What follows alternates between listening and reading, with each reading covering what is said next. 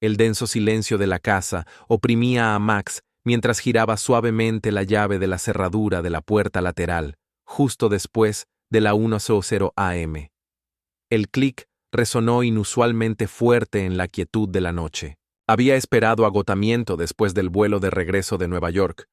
El inesperado asiento de último minuto, un pequeño milagro después de cerrar el trato que cambiaría su vida. En cambio, la adrenalina brotó, helada y afilada, aniquilando la fatiga. No era el largo viaje en taxi ni el gin tonic persistente lo que le causaba el temblor en la mano. Era el reluciente Mercedes dorado, fuera de lugar, aparcado arrogantemente en su entrada, empujado posesivamente cerca de la puerta del garaje de su lado. No había llamado a Camila. Tercero en la lista de espera. Las probabilidades parecían escasas. Ahora, de pie en el estrecho pasillo entre el garaje y la cocina, el aire denso con una quietud que se sentía equivocada, deseó no haber tomado el vuelo. Cada terminación nerviosa gritaba. Intentó evocar explicaciones inocentes. Una amiga quedándose, un arreglo olvidado. Pero su instinto se revolvió con una certeza que se sentía como tragar ácido. Se quitó los mocasines, el costoso cuero suspirando suavemente sobre el frío azulejo del suelo del lavadero. Moviéndose con una sigilosa depredación que no sabía que poseía, Max se deslizó por la familiar oscuridad de la cocina. La luz de la luna se colaba por la ventana sobre el fregadero, atrapando el borde de la encimera de granito, iluminando el camino hacia la escalera principal. La casa se sentía ajena, violada. Cada paso sobre la mullida alfombra de las escaleras era deliberado, silencioso. Contuvo la respiración, escuchando. Nada más que el zumbido rítmico del refrigerador abajo y un sonido débil, casi imperceptible, de arriba. Un ronquido bajo y gutural. Ronquidos, pero no el ronquido suave y casi de gato que Camila solía tener y que él siempre había encontrado entrañable, una señal de su sueño profundo y confiado a su lado. Esto era diferente, más profundo, masculino. La puerta de su dormitorio principal estaba entreabierta, solo una rendija, dejando escapar un hilo de luz tenue de la lámpara de noche que Camila siempre dejaba encendida. Se detuvo, su corazón golpeando contra sus costillas como un pájaro atrapado. La rabia, una cosa fría y enroscada, comenzó a desenrollarse en su vientre, reemplazando el shock inicial. Empujó la puerta lentamente, pulgada a pulgada agonizante.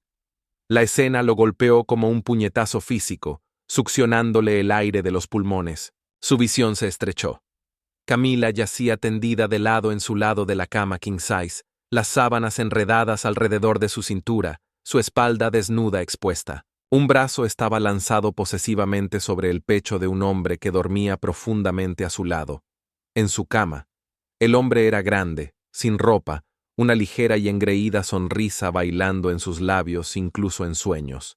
Max lo reconoció al instante de una gala benéfica de hacía meses. Franklin Thompson, un elegante vendedor de coches conocido por sus llamativos trajes y su encanto excesivamente familiar. Camila se movió ligeramente, acurrucándose más cerca del extraño, su suave ronquido ahora claramente audible, armonizando obscenamente con el ronquido más profundo del hombre. El sonido, antes un consuelo, ahora se sentía como fragmentos de vidrio moliéndose en los oídos de Max. La intimidad de la escena, la traición casual expuesta bajo la suave luz de la lámpara, destrozó algo irreparable dentro de él. El amor que había cultivado durante más de 20 años, el fundamento de su vida, se desmoronó en polvo en ese único y horrible momento. Su mirada se desvió hacia el sillón cerca de la ventana, el que solía usar. Ropa cuidadosamente doblada yacía sobre él, pantalones caros, una camisa de seda, calzoncillos. Los zapatos del hombre, mocasines pulcros, estaban colocados con pulcritud junto a las patas de la silla. Max notó la diferencia de tamaño. Thompson era fácilmente 4 pulgadas más alto, 50 libras más pesado. La idea de tomar la raqueta de tenis del armario parpadeó, una imagen breve y satisfactoria de retribución violenta. Pero la desechó. Demasiado desordenado, demasiado impulsivo. Esto requería algo más frío, más calculado. Una nueva y escalofriante claridad se apoderó de él. Su mente, generalmente ocupada con compuestos farmacéuticos y proyecciones de mercado, ahora funcionaba con una eficiencia despiadada. Sacó su teléfono, el brillo de la pantalla nítido en la tenue habitación. Documentó meticulosamente la escena, capturando múltiples ángulos. El brazo de Camila sobre Franklin, sus piernas entrelazadas, el rostro dormido del hombre, la ropa en la silla. Cada clic del obturador se sintió como un martillazo clavando un clavo en el ataúd de su matrimonio. Con las fotos aseguradas, se dirigió a la silla. Sus movimientos eran fluidos, precisos. Recogió todas las prendas: la camisa, los pantalones, la ropa interior, los calcetines. Recogió los zapatos.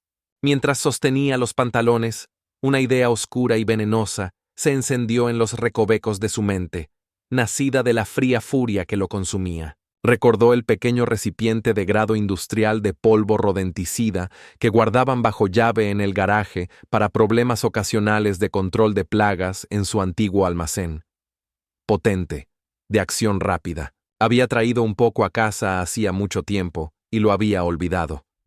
Sosteniendo el paquete, salió sigilosamente del dormitorio, cerrando la puerta casi por completo tras de sí. Abajo, en el garaje, iluminado solo por el inquietante resplandor verde del panel de seguridad, localizó el pequeño recipiente, claramente marcado, en un estante alto.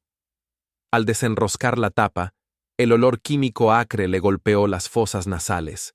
Con deliberado cuidado, invirtió los pantalones de Franklin y espolvoreó una cantidad generosa del polvo fino y grisáceo en lo profundo de la costura interior, frotándolo ligeramente en el forro de la tela. Imaginó la picazón, el ardor, la propagación insidiosa del veneno contra la piel. Fue un acto vicioso, desproporcionado, impulsado por una necesidad ciega de infligir dolor, de profanar al hombre que había profanado su hogar. Con cuidado, volvió a colocar los pantalones contaminados con el resto de la ropa. Sacó la billetera de Franklin del bolsillo del pantalón, extrayendo la licencia de conducir, Franklin Thompson, una dirección de Charlotte, y un fajo de dinero en efectivo. Se guardó el efectivo, un acto mezquino de despecho, y arrojó la billetera sobre el paquete de ropa. Tomó su propio maletín y bolsa de viaje, de donde los había dejado caer cerca de la puerta. Afuera, el Mercedes dorado brillaba bajo la luz de la luna. Usó el mando a distancia que había encontrado en los pantalones para abrirlo. Arrojó la ropa de Franklin, incluida la billetera, sobre la alfombrilla del pasajero. Se deslizó en el asiento del conductor. El olor a cuero caro y la empalagosa colonia de Franklin asaltaron sus sentidos. Odiaba los coches lujosos, siempre los había encontrado pretenciosos. Pero mientras el motor cobraba vida con un rugido bajo, una oleada de poder desconocido lo invadió. Agarró el volante, el cuero suave y frío bajo sus dedos. Este coche, este símbolo de la intrusión de Franklin, se convertiría en un instrumento de su rabia. Navegó por las silenciosas calles suburbanas, el potente motor apenas susurrando. Condujo durante casi una hora, dirigiéndose hacia el oeste, lejos de la ciudad, hacia el denso bosque que bordeaba el antiguo lago Quarry. Cuanto más se alejaba, más tranquilo se volvía, la fría determinación solidificándose. Encontró un camino de acceso desierto, cubierto de maleza y apenas transitable, que conducía por un terraplén empinado hacia la orilla del agua. El lago yacía quieto y negro bajo el cielo sin luna, un abismo perfecto. Detuvo el coche a metros del precipicio, los faros cortando la oscuridad, iluminando las ramas esqueléticas de los árboles desnudos. Salió, dejando el motor encendido y la puerta del conductor entreabierta. Caminó hacia la parte delantera del Mercedes, colocando las manos planas sobre el capó. Respiró hondo y constante, el olor húmedo y terroso del bosque llenando sus pulmones. Luego, con una oleada de fuerza calculada, empujó. El pesado coche se resistió un momento, luego avanzó.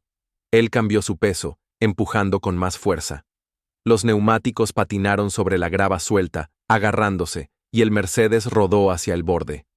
Max retrocedió, observando con desinterés. El coche se inclinó. Su parte delantera se hundió bruscamente, y luego se precipitó hacia abajo con un chirrido nauseabundo de metal y el crujido de la maleza. Golpeó el agua con un chapoteo sorprendentemente amortiguado, enviando ondas a través de la superficie negra.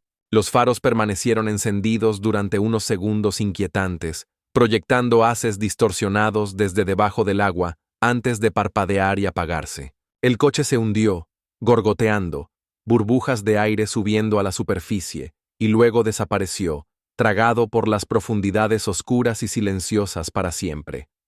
Max se quedó allí por un largo momento. El único sonido era el chirrido de los grillos y el zumbido distante de la autopista.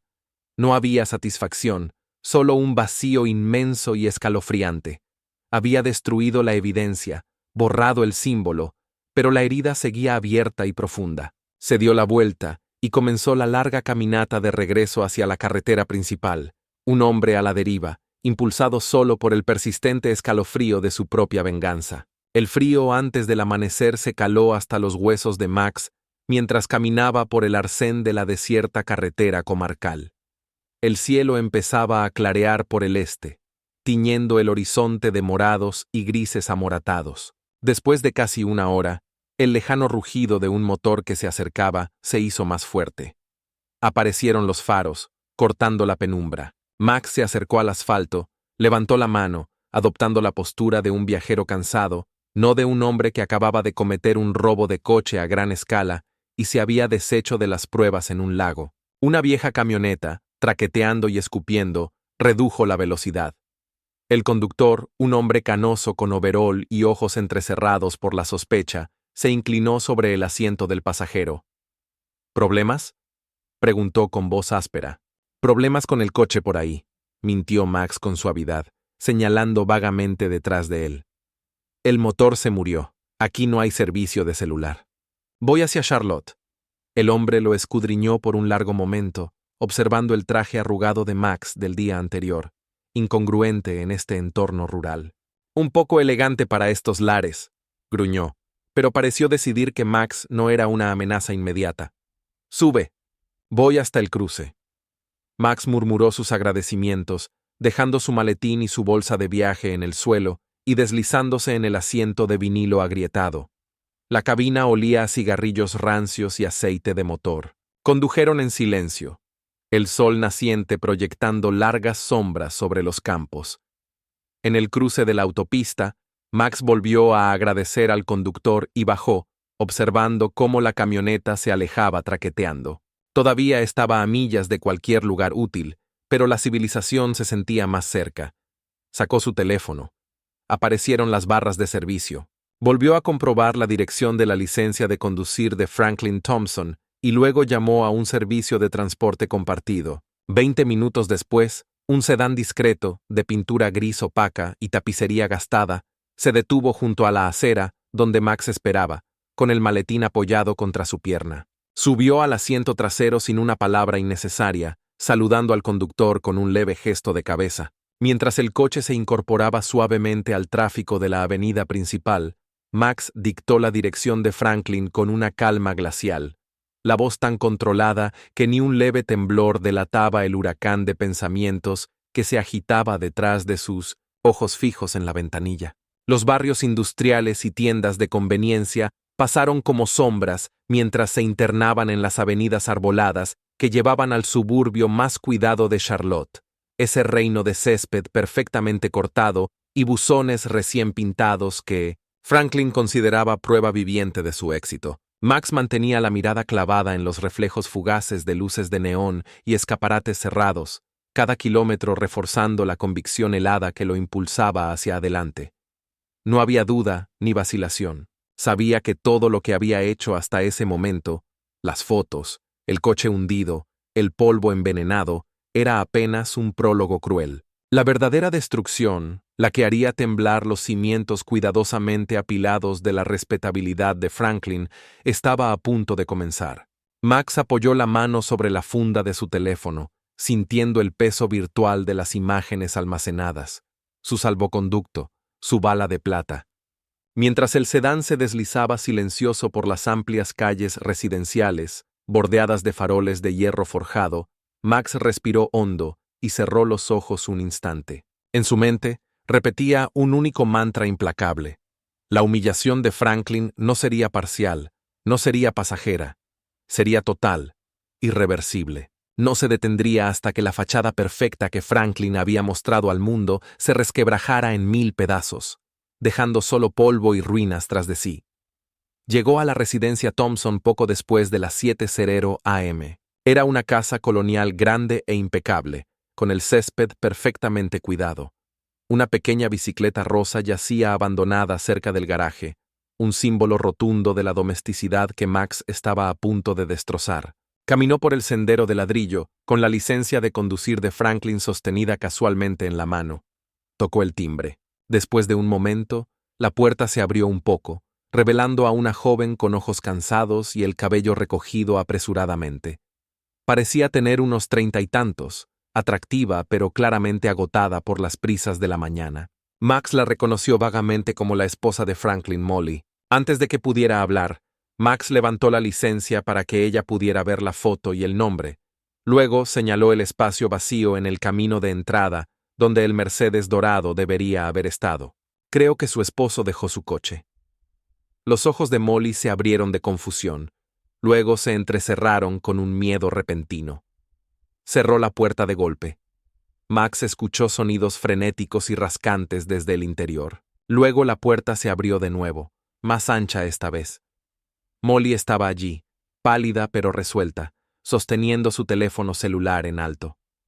«Tengo el 911 marcado», dijo. Su voz temblaba ligeramente, pero era firme. «Un toque y envían a alguien. Dígame que mi marido está bien ahora mismo, o se lo juro». Max la miró fijamente, su expresión cuidadosamente neutral, proyectando preocupación, no amenaza. «Señora, su esposo está físicamente bien, hasta donde yo sé, pero tengo fotografías en mi teléfono, tomadas hace menos de 6 horas, de su esposo, sin ropa, dormido en mi cama, con mi esposa». Hizo una pausa, dejando que las palabras calaran. «Dejó su coche, su ropa y su cartera en mi casa. Solo estoy tratando de averiguar qué hacer a continuación. Si quiere llamar al 911, hágalo. Esperaré aquí». Molly lo miró fijamente. Su rostro se arrugó a medida que las horribles implicaciones se hacían evidentes. La lucha pareció desvanecerse en ella. Desde más adentro de la casa, la voz de un niño llamó. «Mamá, ¿ya está listo el desayuno?» Molly se encogió. «Espera aquí», susurró, con la voz ahogada. Se dio la vuelta y se dirigió de nuevo a la cocina. Max oyó voces amortiguadas, sus tonos tranquilizadores, el parloteo agudo de los niños. Regresó unos minutos más tarde, con aspecto de total derrota. Tengo que llevar a los niños a la escuela», dijo con voz amortiguada. «Me dijo que estaba en Atlanta de la noche a la mañana, un viaje de negocios».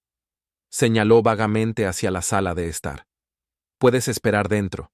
Confío más en ti que en él ahora mismo. Dios me ayude». Le entregó una taza. «Café. Solo. Es todo lo que tengo hecho». Max entró. La casa olía a tostadas y detergente para ropa. Se sentó rígidamente en un sofá antiguo mientras Molly guiaba a 2 niños pequeños, un niño y una niña, por el pasillo, con las mochilas rebotando. Presentó a Max bruscamente como un amigo de papá que tiene problemas con el coche, y los acompañó por la puerta principal. Max se sentó solo en la casa perfecta y silenciosa, sorbiendo el café tibio. Sabía amargo. Consideró llamar a su abogado, a su secretaria, pero decidió no hacerlo. Simplemente se sentó, dejando que la quietud lo invadiera. La realidad de su vida destrozada se asentaba pesadamente sobre él. Molly regresó unos 40 minutos después. Claramente se había esforzado. Pelo peinado, un toque de pintalabios, pero tenía los ojos enrojecidos y atormentados. Se hundió en el sillón frente a él. «Soy Molly Thompson», dijo formalmente, extendiendo una mano. Su agarre era frío, temblaba ligeramente. «Actualmente casada con Franklin Thompson, quien aparentemente está durmiendo con la mujer con la que usted está actualmente casado». Una carcajada sin humor escapó de Max. «Max Thunder. Y sí, eso lo resume. El nombre de mi esposa es Camila». Relató brevemente los eventos de la noche. La llegada, el descubrimiento, omitiendo el detalle del veneno y el lago, simplemente afirmando que se había llevado el coche y la ropa. Mientras hablaba, Lágrimas silenciosas recorrían las mejillas de Molly. «Me voy a divorciar de él», susurró Molly, con voz ronca. Sabía que algo andaba mal. Las noches tarde, los viajes de negocios, simplemente no quería creerlo. Miró a Max, un destello de esperanza desesperada en sus ojos. «¿Esas fotos, todavía las tienes? Podría necesitarlas». Max asintió lentamente. «Sí, pero…» Molly se inclinó ligeramente, adoptando un tono de dolor compartido. «Piensa con cuidado. Verlas te graba la imagen en la cabeza, hace que el perdón, si es que alguna vez es una posibilidad para ti, sea infinitamente más difícil. Yo decidí no volver a verlas». Vio el conflicto en sus ojos. «Te diré que no las enviaré a menos que me lo pidas. Si las necesitas para el divorcio, llama a mi abogado. Te daré sus datos. Él puede manejarlo discretamente».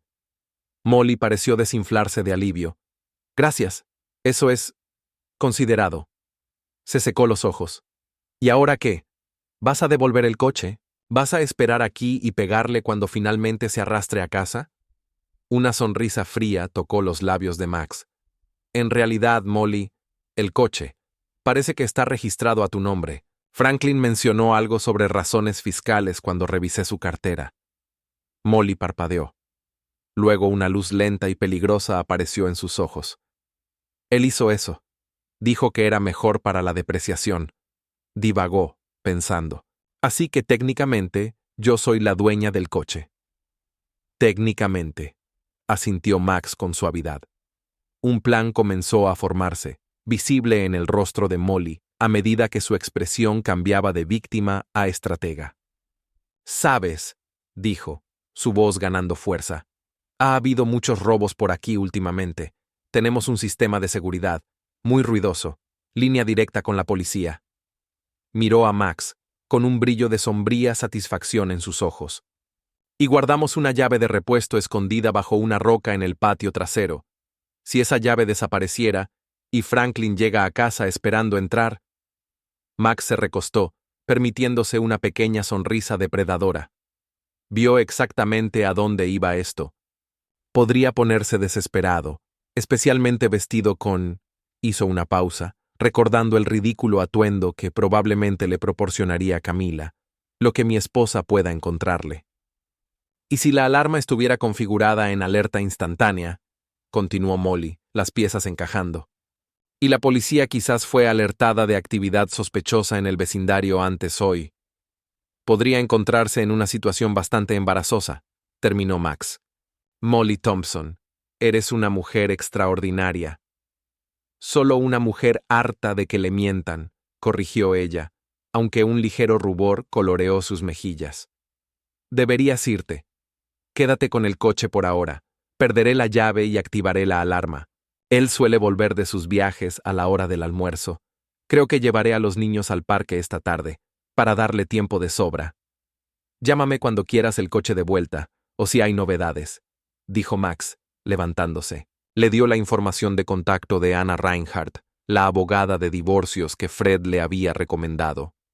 Mientras Max se alejaba en el Mercedes dorado, dejando a Molly para que tendiera la trampa, sintió una punzada de oscura satisfacción.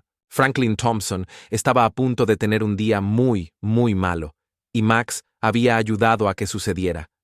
Franklin Thompson se sentía como basura recalentada, un desperdicio humano envuelto en una resaca ácida que le martillaba las sienes sin tregua. La noche en aquel motel de paso, una habitación con paredes finas como papel y un colchón tan deformado que cada resorte se le había clavado en la espalda, le había robado cualquier ilusión de descanso. Al dolor físico se sumaba la culpa persistente, pegajosa como sudor frío, que se revolvía con los últimos rastros rancios del vino barato que había compartido con Camila, entre susurros nerviosos y silencios demasiado prolongados.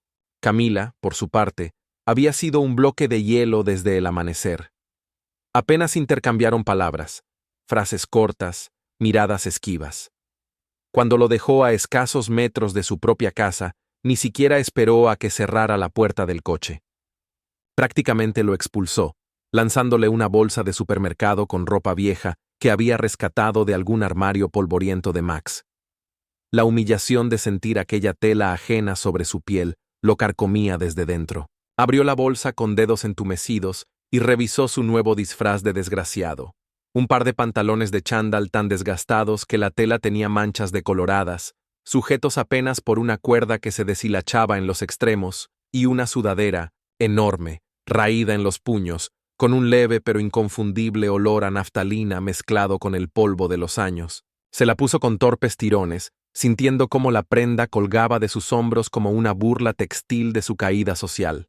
Se miró en el reflejo sucio de la ventana del motel antes de salir y lo que vio lo hizo estremecerse de rabia impotente.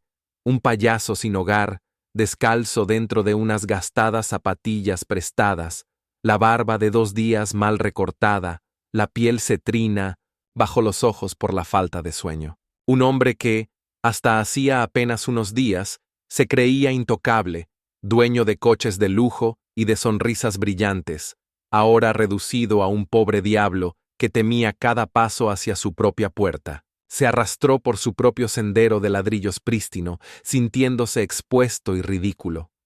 Rezaba para que Molly estuviera en casa, para poder arreglar las cosas de alguna manera, inventar una mentira plausible. Pero la casa tenía un aire cerrado y silencioso.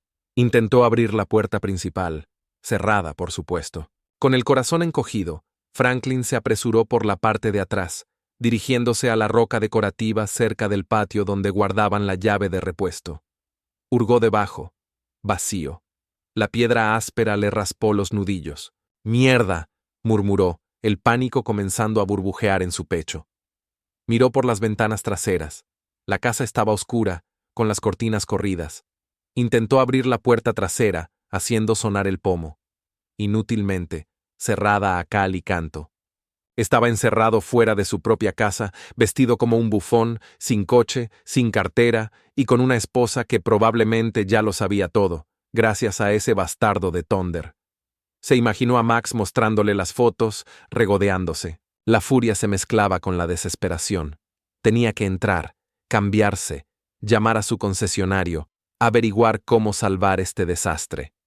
Sus ojos se posaron en la gran ventana de la sala familiar. Parecía el punto de entrada más fácil. Escaneó el patio trasero en busca de algo con qué romperla. Una rama gruesa y seca yacía cerca del roble. Perfecto. La recogió, sopesándola en la mano. Miró a su alrededor nerviosamente. Ningún vecino a la vista. Necesitaba ser rápido. Recordando que estaba descalzo dentro de unas endebles zapatillas de motel, arrastró 2 pesadas sillas de patio de hierro forjado hasta la ventana, colocándolas estratégicamente. Podía romper el cristal y luego trepar con cuidado por encima de las sillas, minimizando el contacto con los fragmentos. Respiró hondo, levantó la rama y golpeó con fuerza. La ventana estalló hacia adentro con un fuerte y satisfactorio estruendo, pero la satisfacción se ahogó inmediatamente por un gemido ensordecedor y agudo. La alarma de la casa, penetrante, incesante. «¡Mierda, mierda, mierda!». Franklin se subió a la primera silla, luego a la segunda, tratando de subir su gran cuerpo por la abertura irregular. Sintió cómo un cristal le cortaba la espinilla. La sangre caliente le corría por la pierna. Tenía que llegar al teclado en el pasillo, apagar esa cosa antes de que... «¡Alto! ¡Policía! ¡Manos donde pueda verlas!». Franklin se congeló a mitad de la subida, una pierna dentro de la casa, la otra colgando precariamente. Torció la cabeza. 2 agentes uniformados estaban en el borde de su patio, con las armas desenfundadas, apuntándole directamente. «Suelte la rama, baje, lentamente», ordenó el oficial más alto, su voz dura como el acero. Franklin dejó caer la rama sobre las losas del patio. Intentó retroceder con cuidado, pero su pie resbaló en la silla. Cayó de espaldas, aterrizando con fuerza sobre las losas con un doloroso gruñido, trozos de cristal clavándose en sus palmas. «¡Oficiales, esperen! ¡Esta es mi casa!», jadeó Franklin, intentando sentarse, sosteniendo sus manos sangrantes. «Vivo aquí, yo solo... perdí mi llave». Los agentes avanzaron con cautela, con las armas aún apuntándole. «Quédese abajo. Ponga las manos detrás de la espalda». «Pero le estoy diciendo». protestó Franklin, intentando incorporarse.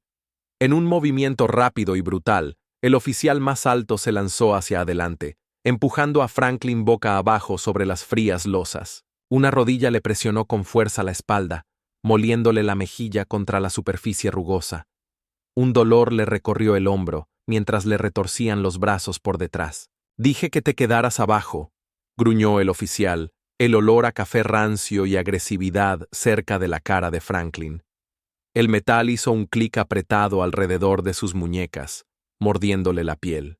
«Tiene derecho a guardar silencio», comenzó el oficial, recitando la advertencia a Miranda mientras Franklin luchaba inútilmente contra el peso que lo inmovilizaba. «Escúcheme, llame a mi esposa, Molly Thompson. Ella puede decirle que me encerré», suplicó Franklin, con la voz amortiguada contra la piedra. El oficial lo levantó bruscamente. Franklin se tambaleó, con la cara raspada y sangrando, la dignidad hecha añicos junto con su ridícula ropa. Miró salvajemente a los oficiales, tratando de hacerles entender. «Me robaron el coche, mi cartera, por eso yo...» El segundo oficial, más joven, con una expresión de profundo disgusto en su rostro, se acercó. «Cierra la boca, cabrón». Y luego, con un desprecio calculado, el oficial escupió. Un escupitajo húmedo aterrizó en la mejilla de Franklin. La humillación ardía más que el dolor. Franklin retrocedió instintivamente. Un sonido ahogado de indignación escapó de él.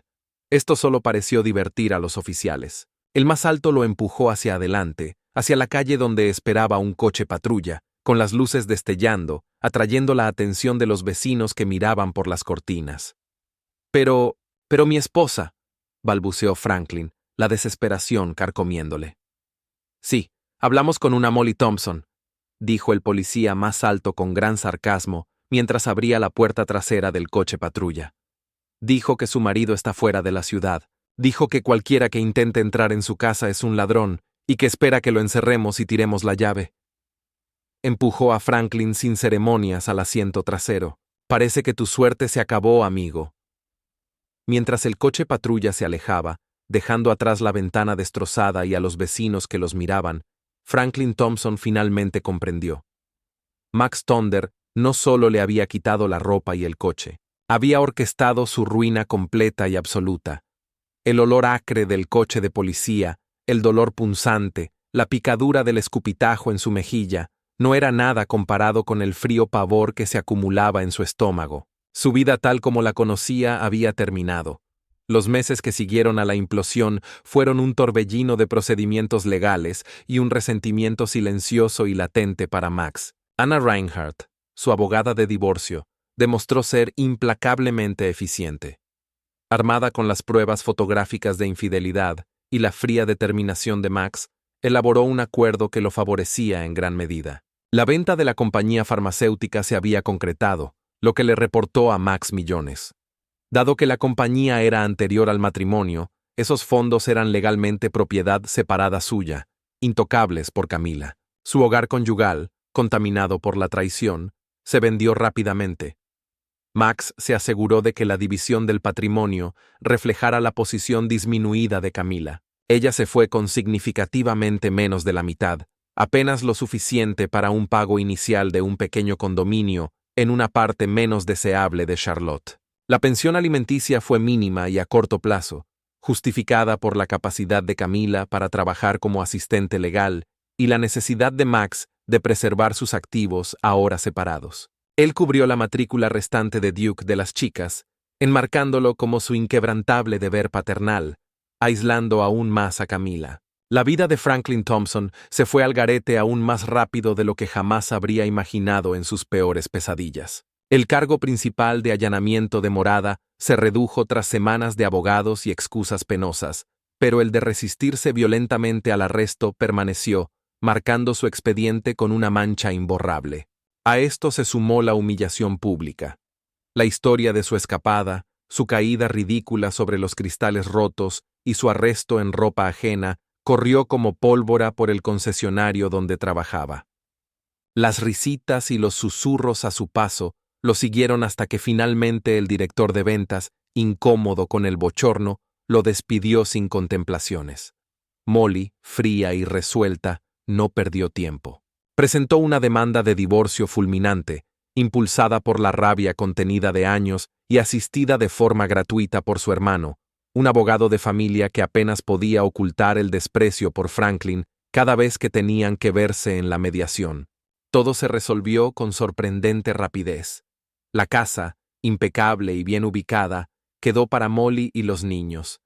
La custodia principal también, mientras que Franklin apenas mantenía un derecho de visita restringido y la obligación de sostener económicamente un hogar del que ahora era un paria. Desterrado de la comodidad de su anterior vida ostentosa, se instaló en un apartamento diminuto, con paredes delgadas y vecinos ruidosos, pagando el alquiler tarde y acumulando cuentas atrasadas. Su colección de relojes de lujo y trajes a medida se redujo a recuerdos empeñados para cubrir las cuotas de la manutención infantil. Cada mañana, al vestirse, la cicatriz persistente de la erupción causada por el veneno incrustado en sus pantalones le ardía como una condena personal, un recordatorio físico y punzante de la cadena de errores y arrogancia que lo habían arrastrado hasta ese agujero. Camila, a la deriva y marginada por muchos de sus antiguos amigos, se aferró a su trabajo de asistente legal. Veía a sus hijas esporádicamente, las interacciones tensas. Las chicas, leales a Max, quien se pintaba a sí mismo como la víctima estoica, la trataban con una dolorosa cortesía que la hería más que la ira. Casi un año después del descubrimiento, Max decidió que era hora de otra, y última, revelación. Organizó una cena con Jane y Joan en un restaurante de lujo en Charlotte durante sus vacaciones de otoño. Iba vestido informalmente, pero irradiaba una nueva y dura confianza. Había pasado el último año reconstruyendo meticulosamente su vida, centrándose en el estado físico, viajando y asegurando su dominio financiero. Charlaron durante los aperitivos, las chicas contaron anécdotas universitarias, Max escuchando con interés distante. Luego, al llegar los platos principales, Max se inclinó hacia adelante, su expresión indescifrable. «Chicas», comenzó, su voz tranquila, casi conversacional. «Hay algo más que necesitan saber, algo que descubrí recientemente. Les concierne a su madre, a mí y a ustedes». Jane y Joan intercambiaron miradas incómodas. «Papá, ¿qué es?», preguntó Joan nerviosamente. Max tomó un sorbo de su vino. «Después de los eventos iniciales, me hice algunas pruebas médicas de rutina. Y como parte de eso, puramente por casualidad, aparecieron algunos marcadores genéticos. Las cosas no encajaban del todo». Hizo una pausa, dejando que la implicación flotara en el aire. «Así que lo investigué. Me hice una prueba de ADN privada, usando muestras que aún tenía de su infancia. Pelo de sus viejos cepillos, cosas así». Las miró directamente, con los ojos desprovistos de calidez. «Los resultados fueron concluyentes. Hay cero probabilidad de que yo sea su padre biológico». El silencio que siguió fue absoluto, roto solo por el lejano tintineo de los cubiertos de otras mesas. El tenedor de Jane se le resbaló de los dedos, golpeando el plato con un fuerte tintineo. El rostro de Joan se puso mortalmente pálido, su boca se abría y cerraba sin emitir sonido. ¿Qué estás diciendo?», susurró Jane finalmente, con voz temblorosa. «Estoy diciendo», afirmó Max, su tono plano, fáctico, «que su madre fue infiel no solo recientemente, sino mucho antes de Franklin Thompson, años antes, probablemente alrededor del momento en que ustedes fueron concebidas». No ofreció consuelo, no suavizó el golpe, entregó la información como un juicio final e irrefutable. Las lágrimas brotaron de los ojos de Joan, derramándose silenciosamente por sus mejillas. Jane miró fijamente a Max, la conmoción luchando con el horror incipiente y una terrible e indeseada comprensión de las acciones pasadas de su madre. El fundamento de su identidad, su historia familiar, se fracturó en un instante. «¿Quién?», sollozó Joan. «¿Sabes quién?». Max negó con la cabeza, un gesto despectivo.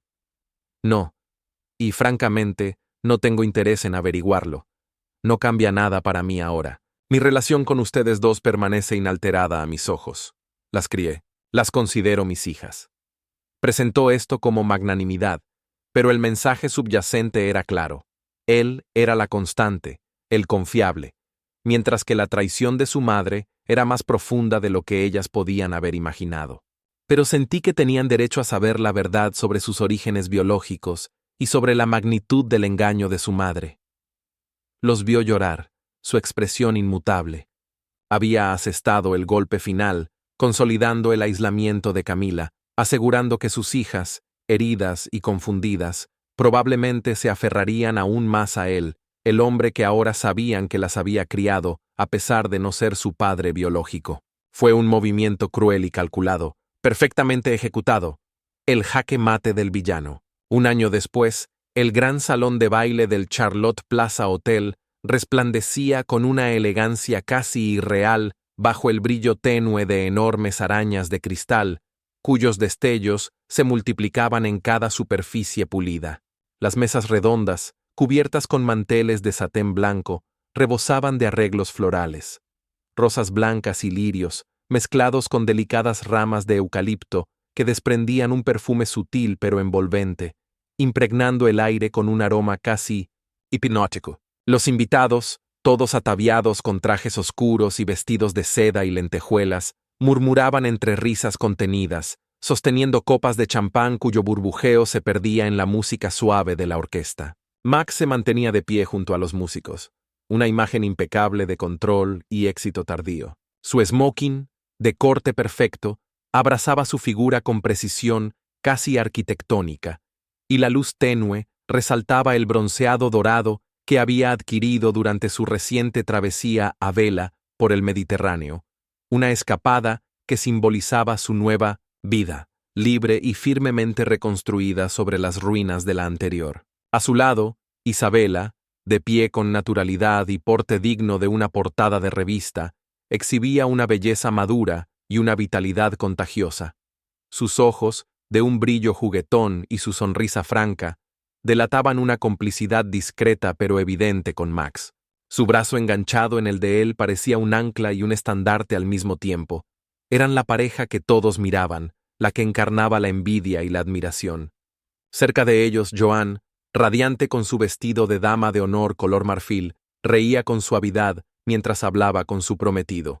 De vez en cuando se giraba hacia su padre y hacia Isabela, lanzándoles miradas de cariño y pequeñas bromas que Max contestaba con una sonrisa distante, sus ojos siempre evaluando todo con esa serenidad afilada que había cultivado después de tanto dolor. Al otro extremo del vasto salón, casi escondida en la penumbra junto a una entrada lateral, Camila vacilaba como una figura extraviada en un escenario que ya no le pertenecía.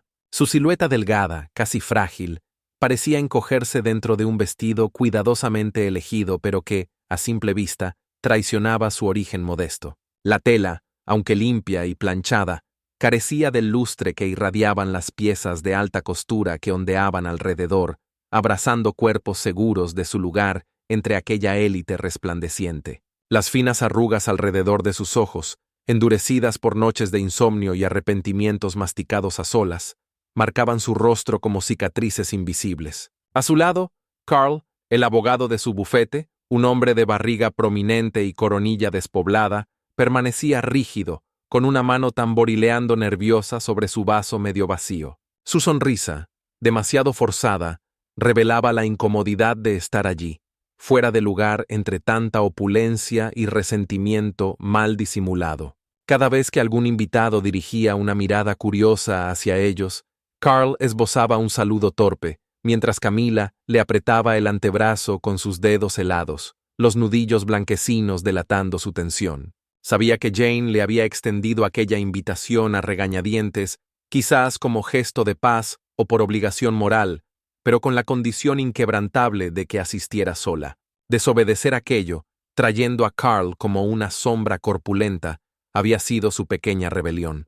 Un intento desesperado de no enfrentar sola la marea de miradas críticas, de susurros a media voz que temía oír a su espalda. Respiró hondo, llenándose los pulmones del aire perfumado con flores caras y secretos inconfesables, y sujetó su bolso con más fuerza, sintiendo cómo le temblaban ligeramente las muñecas. A lo lejos, entre las risas y la música, podía ver claramente a Max, erguido, sereno, intocable. Y aunque todo dentro de ella gritaba por evitarlo, sabía que tarde o temprano tendría que cruzar aquel océano de luz y murmullos para mirarlo a los ojos, aunque solo fuera por un instante, aunque la dejara aún más rota de lo que ya estaba. Escaneó la sala. Sus ojos inevitablemente encontraron a Max. Verlo reír, prosperar, tan feliz sin esfuerzo con otra mujer, le envió una nueva ola de amargura y dolor. Él no había envejecido, parecía revitalizado, mientras que ella se sentía agotada, vacía por los últimos 2 años. La revelación del ADN había sido el golpe final y devastador, explicando tanto y profundizando el abismo entre ella y sus hijas, entre ella y la vida que había perdido irrevocablemente.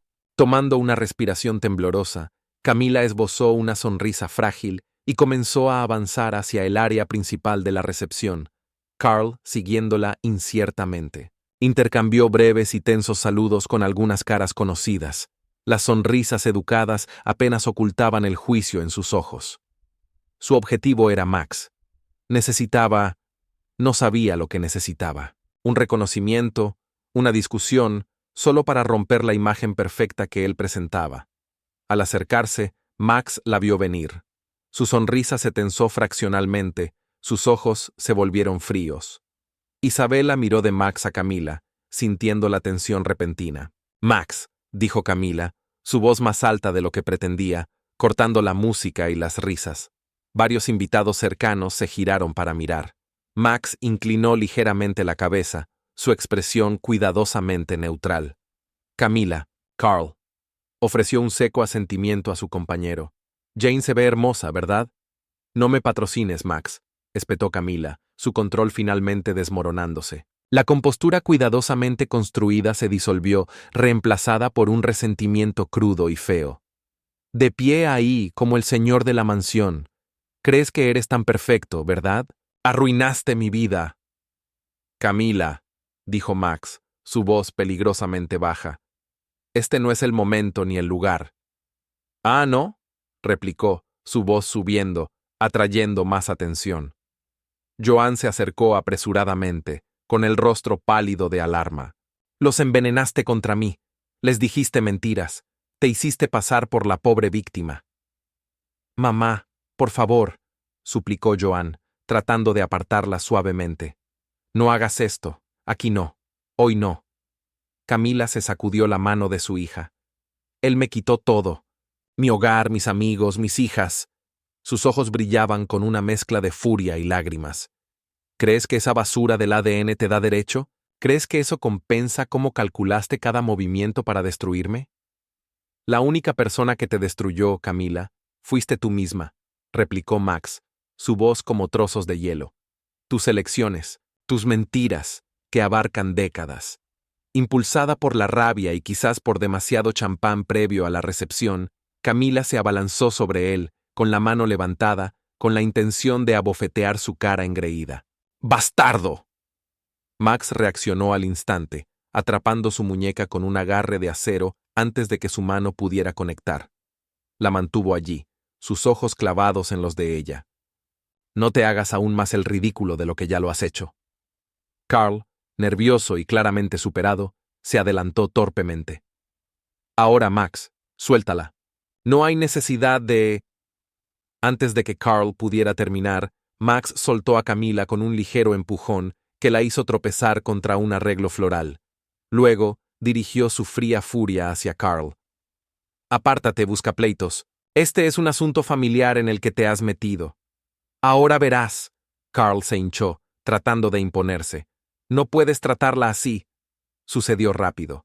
Max no dudó. Le dio una bofetada corta y viciosa en la cara a Carl. El sonido crujió a través del repentino silencio que había caído sobre los invitados cercanos. Carl se tambaleó hacia atrás, aturdido, su mano volando a su mejilla, una marca roja floreciendo al instante. «Te lo advertí», dijo Max, su voz letalmente tranquila. Antes de que Carl pudiera reaccionar más, Max lo agarró por la parte delantera de su smoking mal ajustado, lo giró y lo empujó con fuerza hacia el suelo. Carl tropezó con sus propios pies, cayendo sobre la mullida alfombra con un grito indigno. Max dio un paso hacia él, plantando un pie firmemente en el centro de su espalda, inmovilizándolo boca abajo. Fue un eco escalofriante de la humillación de Franklin, una demostración de dominio absoluto. Jadeos recorrieron a los espectadores. Jane rompió a llorar. Joan se quedó inmóvil, horrorizada. Max miró al abogado que balbuceaba. Luego escudriñó los rostros conmocionados a su alrededor, su expresión completamente desprovista de remordimiento. Sacó su teléfono, sin marcar el 911, sino el número de seguridad interno del lugar que había programado antes, por si acaso. Seguridad al salón principal, dijo con frialdad por teléfono. Tenemos a 2 personas disruptivas que necesitan ser retiradas inmediatamente. Colgó, retrocediendo de Carl, quien lentamente, dolorosamente, se estaba levantando, su rostro enrojecido de vergüenza y furia. Camila permanecía rígida, temblando, las lágrimas corrían por su rostro, completamente destrozada.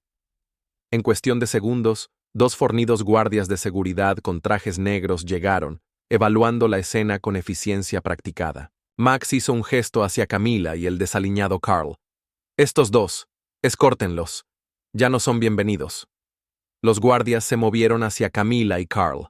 Carl comenzó a protestar, pero una mano firme en su brazo y una palabra baja del guardia lo silenciaron. Camila no se resistió.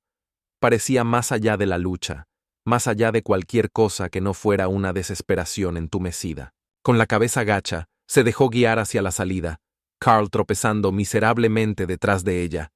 Las puertas del salón de baile se cerraron tras ellos, dejando un silencio atónito a su paso. Max se enderezó tranquilamente la chaqueta del smoking, se ajustó los gemelos y se volvió hacia Isabela y sus hijas.